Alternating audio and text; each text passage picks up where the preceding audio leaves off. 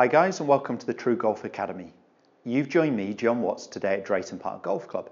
I'm in my swing studio and what I want to film a video on today is answering a question posted from someone on YouTube, Paul Mahoney. Thanks for your question, it's a great one. I'm going to get onto it now, so bear with me while I read out the question to you regarding wedges. So Paul says he'd be interested in seeing a video comparing standard wedges from a Game Improver set compared to those specialist wedges, i.e. a Ping G wedge. I've actually got the G Max wedge here, which is the largest, most game improvement head that Ping do, against the Ping Glide, which is the second wedge I've got here. So I've got the Ping Glide 2.0 in the standard sole, so the brand new wedge from Ping, more of a specialist wedge to compare the two. It'd be interesting seeing the difference in terms of spin rates, consistency, and my ideas with them. So, as I said, thanks for the question. It's a great one and something I want to get onto now.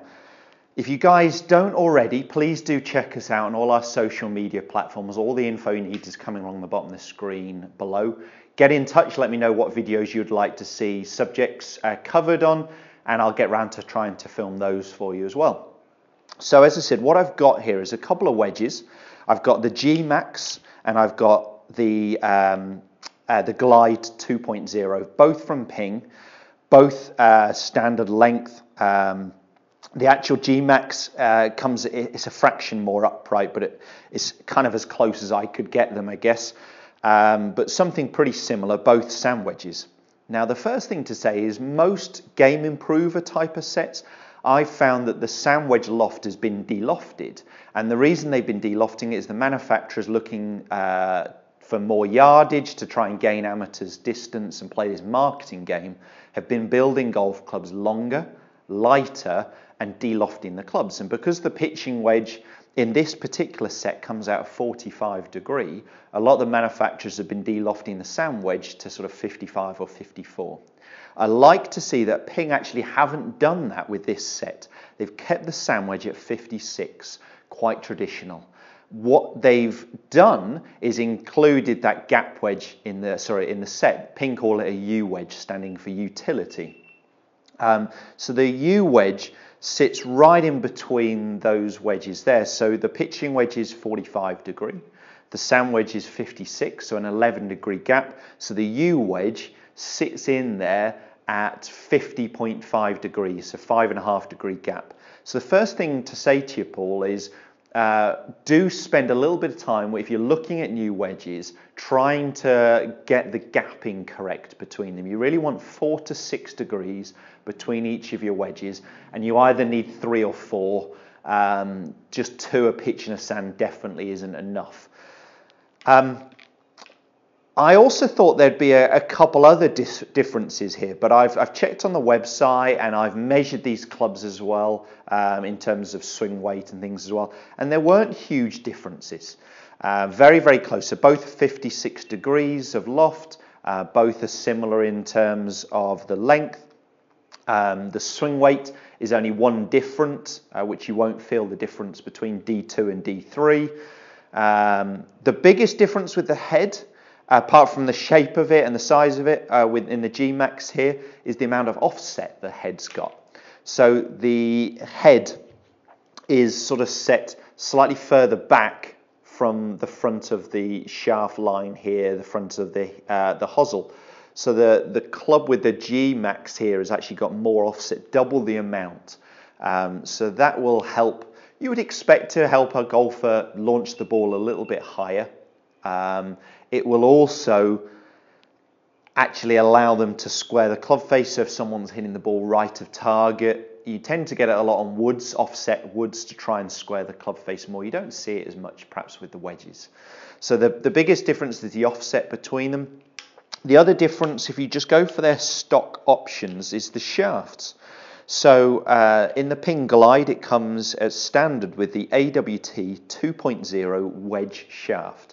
That is 118 grams, whereas the regular flex shaft in the G Max is the CFS distance. It only weighs 100 grams. So 18 gram difference between them. The shaft in the glide wedge is designed for more of a mid to low flight, whereas it's designed for a higher flight in this one because of the kick point as well. So the biggest difference is perhaps the shaft, but if I ordered them with the same shaft in, you know, there isn't really any major difference here, and I'm not expecting to see a major change in terms of the launch or the spin, although we are going to get onto that. You have got more forgiveness with the G-Max, so it has a higher moment of inertia. They've spread the weight round the perimeter of the golf club more so. Not that the glide is particularly unforgiving. It's not like a bladed iron. They look bladed in terms of the wedges, but they have still got forgiveness in there. Most of these manufacturers are going away from the complete blade wedges and doing something of almost like a CB, so somewhere between forgiveness and blade, something that gives you a little bit of forgiveness while still looking quite pleasing to the eye. So the G-Max is no doubt more forgiving. It's got a little bit more offset, which would help if you're pushing your wedges, if you're a fade or a slicer predominantly, or missing the shot right of target. The only other little change you would expect here, and I don't know the exact location, but with a cavity head here in the G-Max where they've drilled out the weight from the back of it, it'll set the CG location a little bit lower. So if the center of the ball strikes above the CG location on the golf club, it's going to increase the launch but reduce the backspin. So if the CG location is brought lower in the head, the ball's likely to be hitting above it. You're going to get a higher launch angle, a slightly lower backspin. In the glide wedge, the CG location is going to be a little bit higher in the face, which might match the strike location a little bit better, but you would expect to see perhaps more of a mid-launch and a little less spin because of it. I don't think there's really any difference in terms of the grooves, the groove depth. With the glide, they have tried to increase the amount of grooves, which they're talking about increasing the amount of spin grip on the ball, but mainly what grooves are doing is allowing a surface for water, debris, dirt to go into, so you get a clean surface to strike the ball against. It's not that the grooves themselves produce that much purchase on the golf ball. To try and keep this test as fair as possible, I'm going to keep the same golf ball. We're using the same launch monitor. We've got very exact data. So I'm using the Callaway Chrome Soft here. So at least we can, with a decent, four-piece construction, we can get some data of what's happening.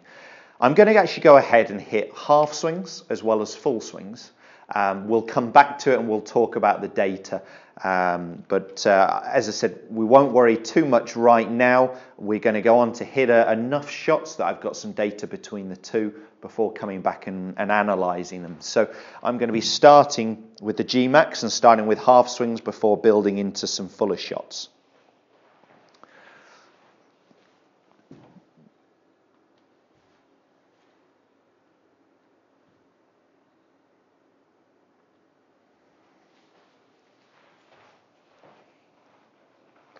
So I'm feeling these around hip height.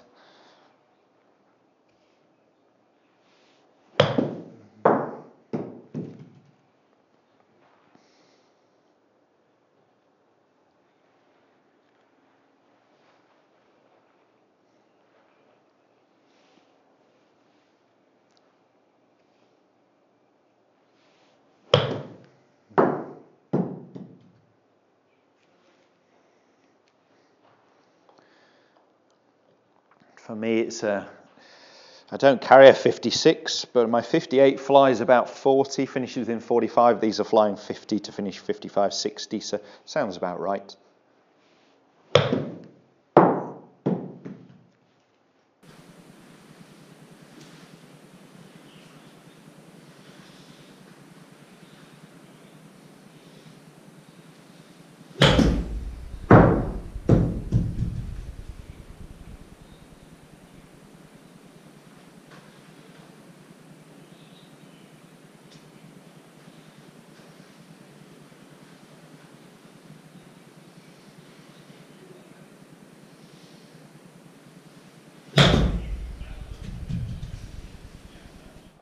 So guys, looking through the numbers, scroll to the top, I hit the I hit 5 shots with each.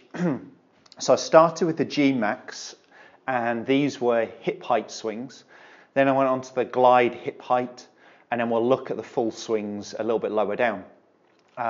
What I would say is, of course, there is human error involved here. You'd really, need robotic testing and exactly the same strike conditions to really get the exact measurements. I tried to not favour one over another. I was trying to make hip height swings. You can see I pretty close matched up the speeds. I was 1 mile an hour, 1.5 miles an hour overall quicker with the glide wedge.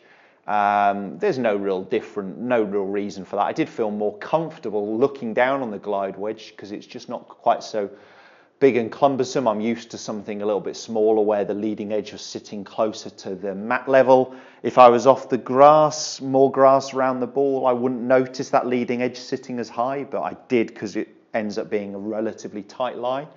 I struck the glide wedge a little bit better, hence a touch more ball speed and a little bit more overall distance. But really, in terms of comparison, the glide wedge compared to the G-Max was launching 1.6 degrees higher, but spinning about 1,000 less. So it was actually a higher launch angle, a lower backspin. It was the same, it was a little bit higher in terms of the peak height. It was 2 yards higher at its peak, and it came into the ground 3 degrees steeper because of that slightly higher launch angle with the glide. I'll have taken a little bit of the spin off because actually as an average, club face to target, this column here, I had the club face 2.4 closed instead of 2.6 open.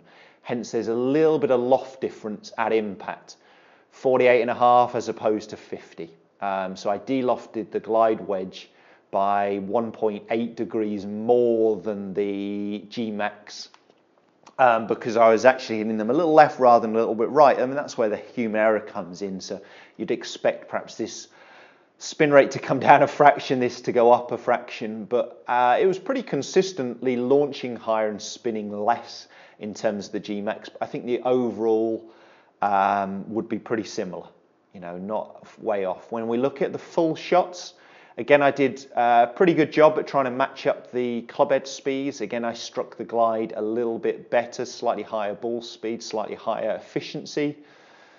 Again, I launched the ball higher than the G-Max, but my spin rate was a little lower, sort of 700 revs per minute lower backspin.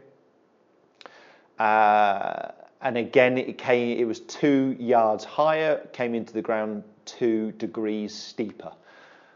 So the glide wedge is a higher launch angle with a slightly less spin. The G-Max was a lower launch angle with a little bit more backspin. Overall, I don't think there's going to be a lot of performance difference in terms of how that ball reacts when it's landing on the green or the overall distance the ball goes. Which one did I prefer? I actually got the pitching wedge there. Which one did I prefer?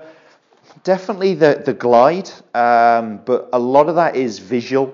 Some of that was feel, but feel is very subjective. Again, they say that 70% of feel is down to the sound. So there's a different sound off this wedge than there is that game improvement type of club. And I preferred the sound off the glide, but that's probably just that I'm used to that. I don't think there's anything overly wrong with this G-Max for a beginner golfer on full shots. Where I think the glide style of wedge, that custom wedge, comes into its own is actually more around the green, shorter shots. It has a lot of different grind options and bounce options, whereas you just get standard really in the G-Max. So they do different soles. This is the SS in the glide, but they do a WS, which is a wide sole with more bounce. They do a TS, tighter sole, and they do one called ES, which is the I sole, so it's a slightly different grind. They do more options, they do more lofts, they do more bounces. That's the benefit of these round the green, is if you're going to start playing shots with an open face or playing the ball back in your stance, I think you get more ability to tweak the glide wedge, that sort of custom wedge. Whereas with the G-Max, I think it's fine on those full shots as long as there's some grass under the ball. But with a sole that wide, I really wouldn't want to be playing it from a bare lie in a bunker, for instance. So I think these just give us a little bit more options. The key points, I think, with your wedge is to get it custom fit, to make sure you've got the right weight. Make sure you've got the loft gaps correct, 4 to 6 degrees between your wedges. The lie angles, as I said, so all in custom fitting, is pretty vital in there. The other things I'd look at is the sole width, the bounce options. Are you a digger or are you a picker? If you're a digger, big divot taker, maybe using a wedge with a little bit more bounce, a slightly wider sole. If you're picking them quite cleanly off the surface, a tighter sole. If you've got a sand wedge and a lob wedge, so a 56 and a 60, I would always go higher bounce in the sand wedge, and I'd have a lower bounce option in the lob wedge, about half of that of the sand. And then it gives you both options. Take them both to the bunker or around the green, and if it's a tight lie, use the lob wedge with the lower bounce. If it's a lush lie, more grass underneath or more sand in the bunker, I would use then the sand wedge with more bounce. So really what you've got with this is more options. But in terms of the performance between the two, not a lot. Not a lot to really answer your question. I don't think we could say there's anything overly noticeable. It launched a little higher, it span a little less, it launched a little lower, it span a bit more. Overall, they're going to give me about the same stopping power, so I don't think you could say there's a massive performance difference between them.